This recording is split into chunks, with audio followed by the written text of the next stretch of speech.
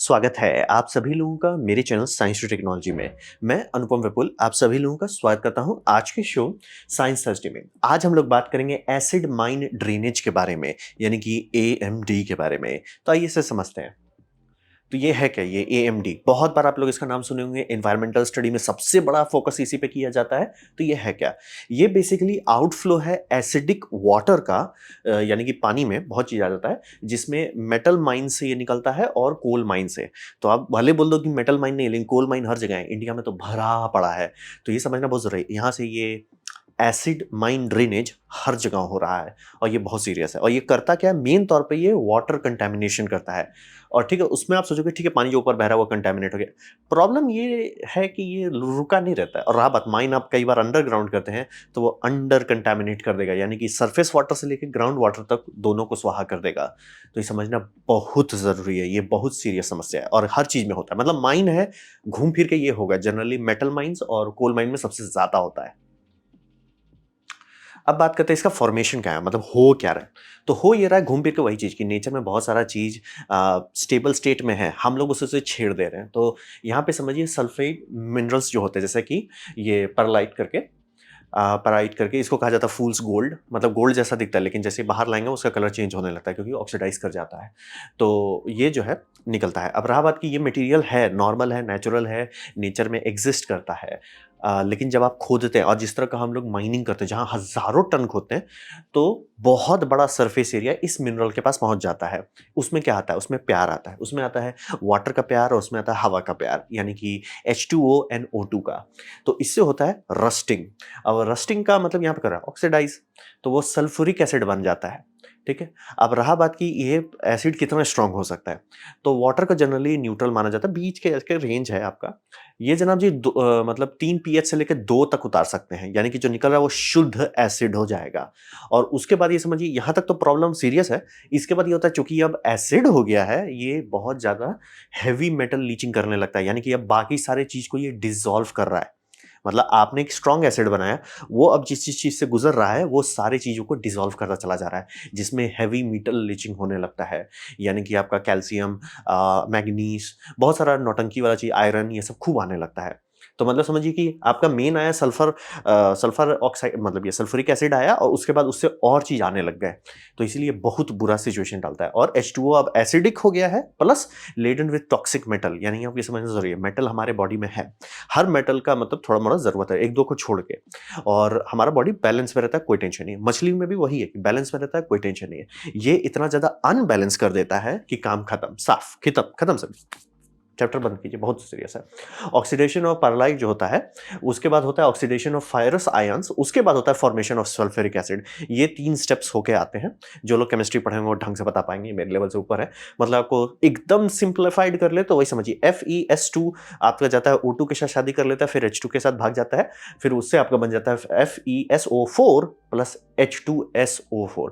यहाँ पे H2SO4 जहां आ गया, यानी कि सल्फ्यूरिक एसिड, बैंड बजना शुरू हो गया। और आप समझ सकते हैं वो सल्फ्यूरिक एसिड है, बैटरी में हम लोग डालते हैं, और बैटरी में डाइल्यूट वाटर वाला बात नहीं कर रहा, जो बैटरी एसिड रहता है, शुद्ध एसिड बनने लगता है। और हम लोग जितना बड़ा माइन बना रहे हैं, जितना ज्यादा खुदाई कर रहे हैं, उतना ज्यादा इसको एक्सपोज करा रहे हैं। ये कुदरती तौर पर नेचर में है, लेकिन सील्ड एनवायरमेंट में हम लोग उसे एक्सपोज कर रहे हैं और नेचर उससे प्यार करने आ जा रहा है, जिसमें आपका पानी उसे प्यार दे रहा है, फिर ऑक्सीजन उसे प्यार दे रहा है। उसका साइड इफेक्ट जो हो रहा है, उस प्यार का बच्चा जो निकल रहा है, वो है सल्फ्यूरिक एसिड। वो जान निकाल दे रहा है सबका। और उसका परसेंटेज यानी कितना पीएच लेवल पे जा रहा है, वो बहुत खतरनाक है।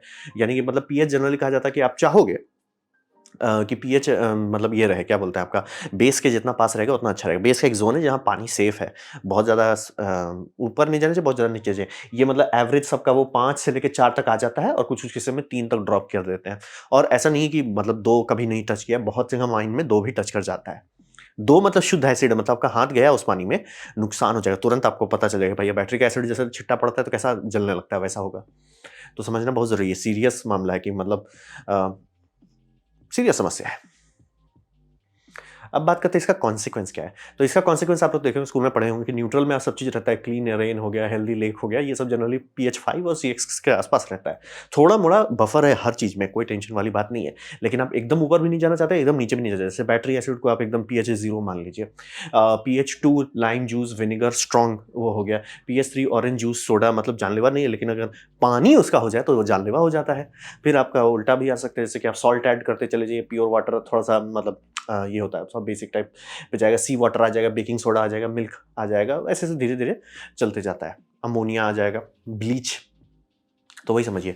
अब इसमें सबसे बड़ा कॉन्सिक्वेंस ये आता है कि ये सेंचुरीज तक होता है। तो मतलब हमें पता कैसे है, रहा बात की जब अर्ली इंडस्ट्रियल रेवोल्यूशन हो रहा था उस टाइम ग्लोबल ट्रेडिंग नहीं थी। उस टाइम लॉजिक ये था कि हर जगह समझ रहे थे, अरे यहाँ पे हम खुदाई करेंगे यहाँ कोल मिलेगा, अरे यहाँ पे हम खुदाई करेंगे मेटल मिलेगा। दौड़ गए हम लोग, ठीक है। अब दौड़ गए तो दिक्कत ये हो कि माइनिंग उस टाइम पता भी नहीं था, और ये बात कर रहे हैं 1800s का, लेट 1800s का। सब लोग टूट पड़े, माइनिंग हुआ, दबा के हुआ, सब लोग हुआ, फिर धीरे धीरे इकोनॉमिक रियलिटीज चेंज हुई, फिर धीरे धीरे ये सब माइंस बंद हो गए। रहा बात है, माइन से अभी भी एसिड निकल रहा है, अभी भी, यानी कि सेंचुरी से ज़्यादा हो चुका है, अभी भी कंटेमिनेशन होते जा रहा है। ये हम लोग गुजर रहे हैं उस रास्ते से, यानी कि ये बंद होता ही नहीं। क्योंकि हम लोग समझिए, बोले कुदरत में हर चीज़ का खुद का फेल सेफ होता है। मतलब कुदरत एक इक्विलिब्रियम स्टेट है, तभी वो स्टेट है। वो बस हम लोग इक्विलिब्रियम इतना बिगाड़ दिए कि अभी नेचर को मिलियन ईयर्स में वो शांत हो जाएगा, लेकिन समझ रहे, मिलियन ईयर्स तक हम लोग रह नहीं पाएंगे उसके साथ। तो दिक्कत वही होता है कि माइन शट डाउन हो या अबैंडन्ड हो, दोनों केस में ये एसिड निकालता रहेगा, इसको कोई लेना देना नहीं है, आप हो आप नहीं हो। और इसमें एक दिक्कत आ गया कि बहुत सारी माइनिंग कंपनी जब बैंकरप्ट हो गई, तो माइनिंग कंपनी जब तक वहाँ थी तो लोग मैनेजमेंट कर रहे थे वेस्ट का, लेकिन जैसे कंपनी बैंकरप्ट हो गई तब थोड़े वो जिम्मेदार होंगे उसका, और फिर वो टॉक्सिसिटी निकलने लगा, खत्म।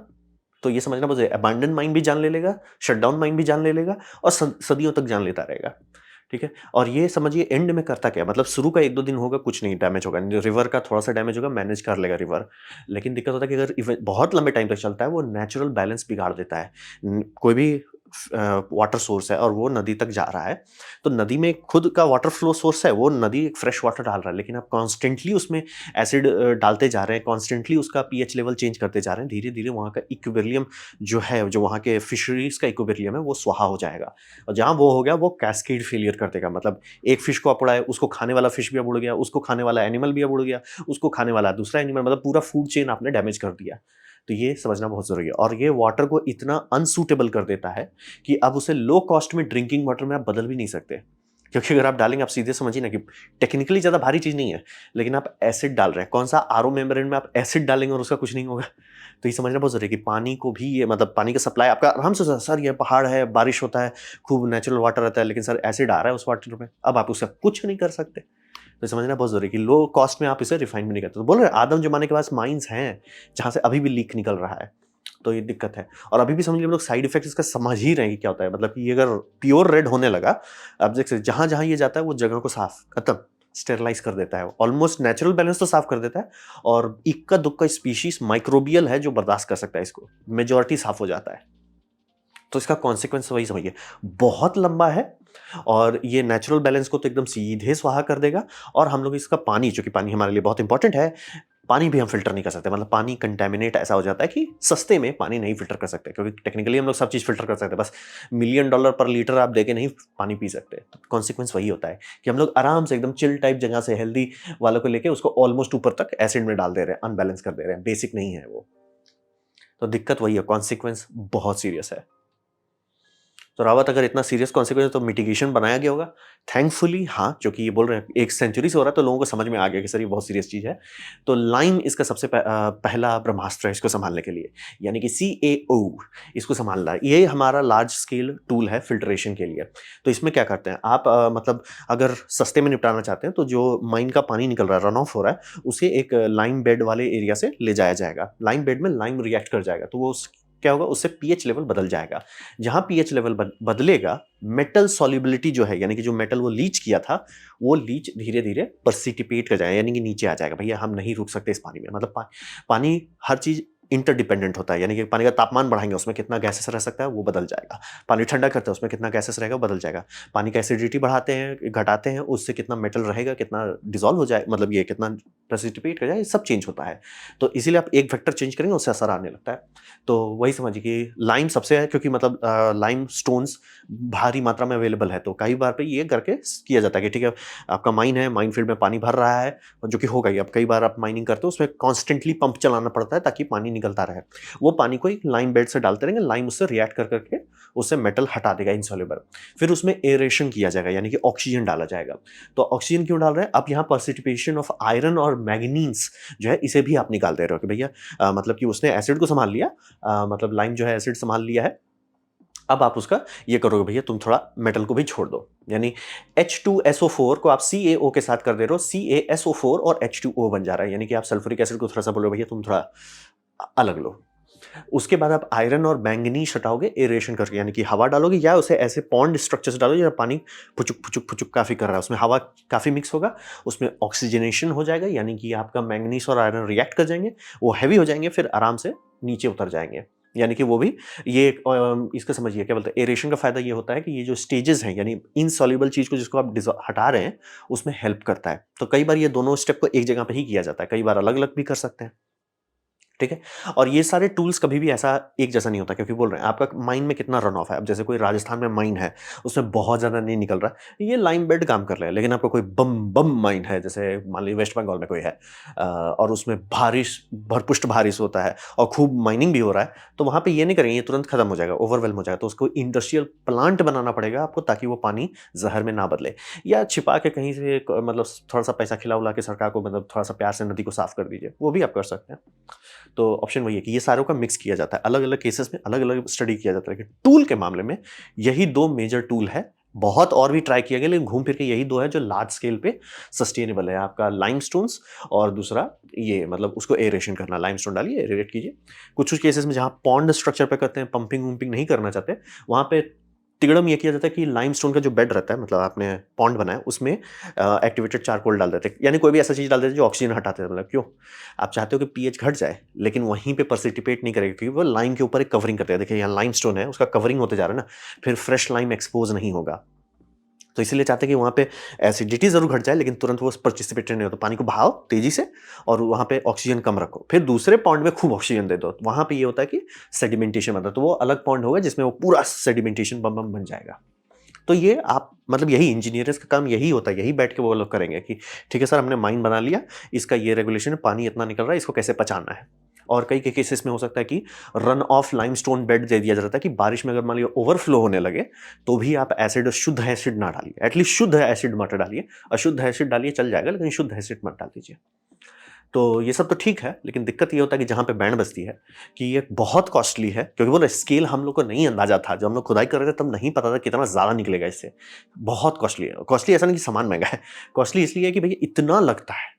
मतलब आपको कोई बोलता है 100 टन लाइमस्टोन लाओ, ज़्यादा महंगा नहीं है। कोई बोला 10,000 टन लाइमस्टोन एनुअली लाओ, अब वो महंगा होने लगेगा। तो लॉजिक वही होता है कि दाम प्रेम से लगता है इस पे, और रिक्वायरमेंट पीरियोडिक मेंटेनेंस बहुत सारा, ये सब स्ट्रक्चर उतना महंगा नहीं है, और मान लीजिए आपका आउटफ्लो वाटर का बहुत नहीं है, मैनेज हो सकता है, लेकिन मेंटेन अगर नहीं करते रहे, और अगर मान लीजिए आपने ध्यान नहीं दिया और इसका पूरा लाइमस्टोन वो हो गया, रिएक्ट हो गया, कवर हो गया है सेडिमेंटेशन है, आप उसे रिफ्रेश नहीं कर रहे हो, स्वाहा, एसिड जाने लगेगा गलत जगह पे।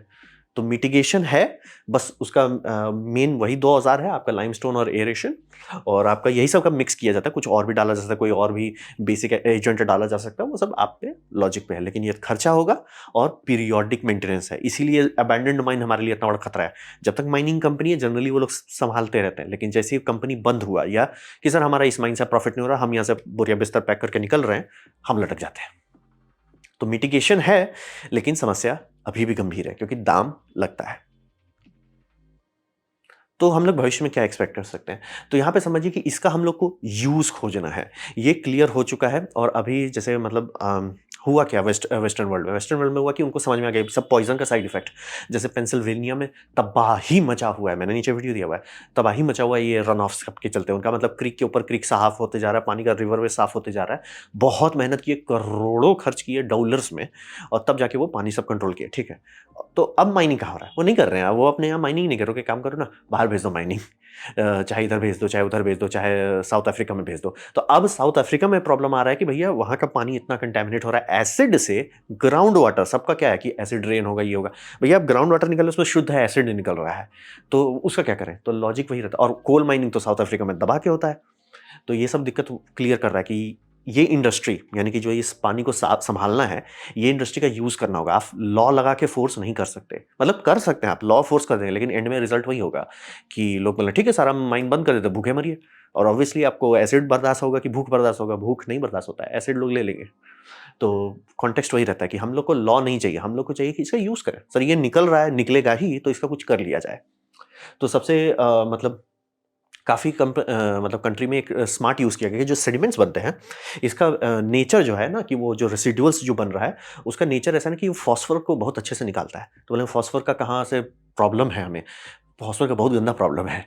वो प्रॉब्लम आता है आपका एग्रीकल्चरल रन ऑफ से, यानी कि एग्रीकल्चर में जो पानी जाता है और चूँकि हम लोग अभी अच्छा से एग्रीकल्चर कर नहीं रहे, बहुत ज़्यादा रन ऑफ होता है। बहुत ज़्यादा हेवी टॉक्सिन चला जाता है, इसमें फॉस्फोर बहुत बड़ा हेडेक है। अगर इससे मतलब समझिए एक का रेसिड्यू दूसरे रेसिड्यू को निकाल दे रहा है, टेंशन खत्म। मतलब 2 रेसिड्यू का पचा जा रहे हो और ये इकोनॉमिकल है क्योंकि वो sewage water treatment, agricultural water run of, municipal run of में ये सब में इस्तेमाल करना पड़ता है। तो अगर ये रेसिड्यू एक समस्या सॉल्व कर रहा है, ठीक है, अब आप इसको इकोनॉमिकली लॉन्ग टर्म तक कर सकते हैं कि सर हमें ये साफ करने के लिए मेहनत करना ही पड़ेगा। तो इसको यूज़ करते हैं। वो एक यूज़ आपको बता रहे हैं। दूसरा यहाँ पे अभी काफ़ी लोगों का फोकस पड़ा हुआ है क्योंकि यहाँ पे बम बम प्रॉफिट होगा। मतलब ये प्रॉफिट हल्का है, बम प्रॉफिट में है recovery of rare earth element. बोले 1 मिनट, रेयर अर्थ एलिमेंट कहाँ से आ गया? आपको ये समझना बहुत ज़रूरी है। दुनिया में प्लैनेट जो है, हम लोग थोड़ा-सा मिस कर जाते हैं। हर चीज़ में हर चीज़ है। मतलब आपका अर्थ है, मिट्टी सॉइल पीरियोडिक टेबल से ही बना है। उसमें हर वो मटेरियल है जो आप पीरियोडिक टेबल में देखते हैं। हाँ, कॉन्सेंट्रेशन अलग है। तो हम लोग जो मेटल माइन्स हो गया या लेड माइन हो गया या मैग्नीशियम माइन हो गया, जो भी हो गया, रेयर अर्थ मटेरियल माइन्स हो गए, वो सब में डिफरेंस बस ये है कि कॉन्सेंट्रेशन वहाँ ज़्यादा है। ऐसा कभी नहीं होगा कि आप धरती का क्रस्ट में कहीं पे हो और आपको वहाँ कोई मटेरियल ना मिले। कॉन्सेंट्रेशन इतना कम होगा कि उसे निकालना बहुत एक्सपेंसिव होगा। यहाँ पे थैंकफुली नेचर हमारे लिए काम कर रहा है। तो नेचर जो लीचिंग कर रहा है, लीचिंग करना अगर आप खुद से करना चाहते हैं, लुट जाइएगा, बहुत मुश्किल है। लेकिन यहाँ पे आप माइनिंग कर रहे हो, उससे प्रॉफिट आ रहा है, उसका साइड में एक वेस्टेज आ रहा है, उस वेस्टेज में लीचिंग हो रही है। तो उस लीचिंग से निकाला जाए कुछ तो, क्योंकि मैंने आप सल्फ्यूरिक एसिड संभाल लीजिएगा लाइमस्टोन से, लेकिन वो डिसॉल्व जो मेटल्स थे उसमें क्या है? यहीं पे लोगों को ट्रिक है कि जब वो मेटल को एनालाइज़ किया जा रहा है, उसमें बहुत ज़्यादा कॉन्सन्ट्रेशन है रेयर अर्थ मिनरल्स का। रेयर अर्थ मिनरल्स जो हैं हमारे पीरियोडिक टेबल ग्रुप में, वो पूरे प्लैनेट में हैं। उसको रेयर 2 कारण से कहा जाता है।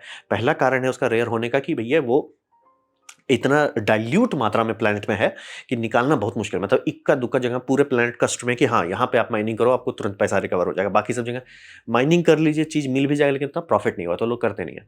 इसीलिए चाइना 1-2 केस में लकआउट किया है कि उनके पास है वो डिपॉज़िट। दूसरा हो गया कि इन सब का मतलब बिहेवियर जो है बहुत ज़्यादा क्लोज़ है किसी दूसरे चीज़ के। तो मतलब निकालने में जैसे आर्गन और ऑक्सीजन अलग करने में दिमाग खराब होता है, वैसे वाला सिचुएशन हो जाता है। बहुत ज़्यादा नज़दीक है। प्लैटिनम ग्रुप्स वाले मेटल इसके लिए बहुत बदनाम है। मतलब ऑलमोस्ट केमिकली एक जैसा रिएक्ट करते हैं, बैंड बजा देते हैं निकालने में। तो यहाँ पे इतना रेयर अर्थ मटेरियल और वो उस चीज़ के साथ आ रहा है जिसको आपको सॉल्व करना ही है, तब यहाँ इंसेंटिव स्ट्रक्चर आता है। और अगर उसको करते हैं तो क्या इसमें बहुत पैसा है? अगर आप पैसा काउंट करेंगे ऑब्वियसली बहुत पैसा है, लेकिन बात है कि खर्चा भी तो आप कर रहे हो उतना स्ट्रक्चर करने में। तो मेन लॉजिक ये लगाया जा रहा है कि अगर ये सब चीज़ हम लोग करने लगते हैं कि उससे रेयर अर्थ मिनरल्स निकालने लगते हैं, वो एटलीस्ट ये कर देगा कि सर ये पानी हमें सॉल्व करना है, ये जो एसिड वाटर है इसे सॉल्व करना है। हमने किया, अब उस पे खर्चा हो रहा है कंटिन्यूअसली। चलिए माइन दे भी दे रहा है, अपना प्रॉफिट से थोड़ा सा एक हिस्सा निकाल के दे दे रहा है, लेकिन माइन जैसे ही बंद होगा वो प्रॉफिट खत्म हो जाएगा, आपका काम खत्म हो जाएगा, लटक जाइएगा। तो अगर हम उससे ये भी करने लगता है तो ये होता है कि ठीक है सर माइन चल रहा है, उसमें आपका जो एक्सपेंडिचर है वो एक्सपेंडिचर घटा दीजिए या जीरो ही कर दिए आप। पॉजिटिव थोड़ा कम चांसेस है अभी के लिए, लेकिन मे बी अगर कल को ये सब टेक्नोलॉजी और रिफाइन हो गया तो इतना निकल सकता है क्योंकि है उसमें मटेरियल की कमी नहीं है। बस हमें सही मात्रा मतलब कम से कम एफर्ट में ज़्यादा से ज़्यादा निकालना है। अगर वो कर लेते हैं आराम से होगा। भैया माइन था, माइन से जो एसिड निकल रहा था उस एसिड को हम लोग संभाल ले रहे हैं। तो ये सब कर सकते हैं। फिर एक और औज़ार हमारे पास आ रहा है कि अब काफ़ी लोग समझ रहे हैं कि माइक्रोब्स हैं। जैसे नेचर में हर चीज़ का तिगड़म है, तो जैसे एक माइक्रोब है जो वोल्केनो के पास रहता है। एक माइक्रोब है जो चेरनोबिल में न्यूक्लियर एलिफेंट फुट के पास रहता है। नेचर को कोई टेंशन नहीं है, इट्स लाइक हम बना ही लेंगे कुछ ना कुछ को सँभालने के लिए। तो एसिड में रहने वाले एक एसिड का इकोसिस्टम है, जो माइक्रोब्स उसको पचा सकते हैं। तो वो करके ये फ़ायदा हो जाता है कि हम लोग को बार-बार मैनुअल मेंटेनेंस की जगह पे ऑर्गेनिक लाइफ़ अगर इसे करता है, क्योंकि ऑर्गेनिक लाइफ़ सेल्फ सस्टेनिंग होता है, मेन उसका ट्रिक वही है। बस उसकी कंसंट्रेशन हम बहुत हैंडल नहीं कर पाते, तो हमें बस कंसंट्रेशन घटाना है, उसको देना है, वो पचा जाएगा। कंसंट्रेशन घटाओ, वो पचा जाएगा। अगर हम लोग कंसंट्रेशन ज़ीरो करने की कोशिश किया कि भैया प्रॉब्लम सॉल्व कर दो, बहुत खर्चा आता है। तो कंसंट्रेशन थोड़ा-सा करो, थोड़ा-सा पैसा हम दे दें और नेचर बाकी सॉल्व कर देगा। वो लॉन्ग टर्म सॉल्यूशन है। तो ये 3 औज़ार जैसे कि आपका इसका कुछ यूज़ कीजिए, जैसे अभी एक एग्ज़ाम्पल मैं आपको बता रहा हूँ और आप रिसर्च करोगे आपको और यूज़ेज़ मिलेंगे। फिर है recovery of rare earth mineral, क्योंकि चाइना जैसे-जैसे दाम बढ़ाते जा रहा है, लोग और तिल मिला रहे हैं और सबको समझ में आ रहा है भैया हम ये क्यों फेंक रहे हैं, इसमें भी तो है, इससे भी निकालो। और फिर आपका हो गया microbes. Microbes long term solution है कि भैया ठीक है, पचा जाओ। हम मतलब यहाँ तालाब बनाते हैं, ये तालाब में तुम पचा जाओ, सॉल्व कर दो प्रॉब्लम। आपको बस थोड़ा-सा ही लाइमस्टोन खर्च करना पड़ेगा और बहुत हद तक सॉल्व कर देंगे।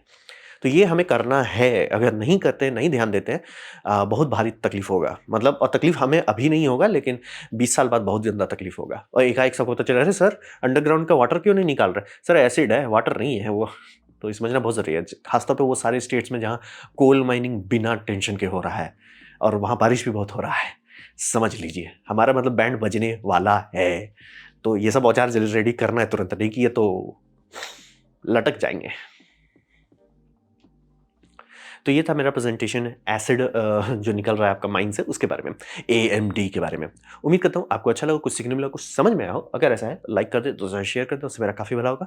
नहीं अच्छा लगा, नहीं पसंद आया, कोई बात नहीं, आप डिसलाइक दबा सकते हैं। मैं कहूँगा डिसलाइक 2 बार दबाएँ, उससे मुझे पता चलेगा कितना नापसंद हुआ है। मैं आपसे कहूँगा कमेंट लिखें, मैं हर कमेंट को पढ़ने की कोशिश करता हूँ। आपसे कहूँगा सब्सक्राइब कीजिए, बेल दबाइए अगर आप फ्री हैं तो। आपने यार वीडियो देखा, ज्वाइन की मुझे बहुत खुशी हुई। धन्यवाद।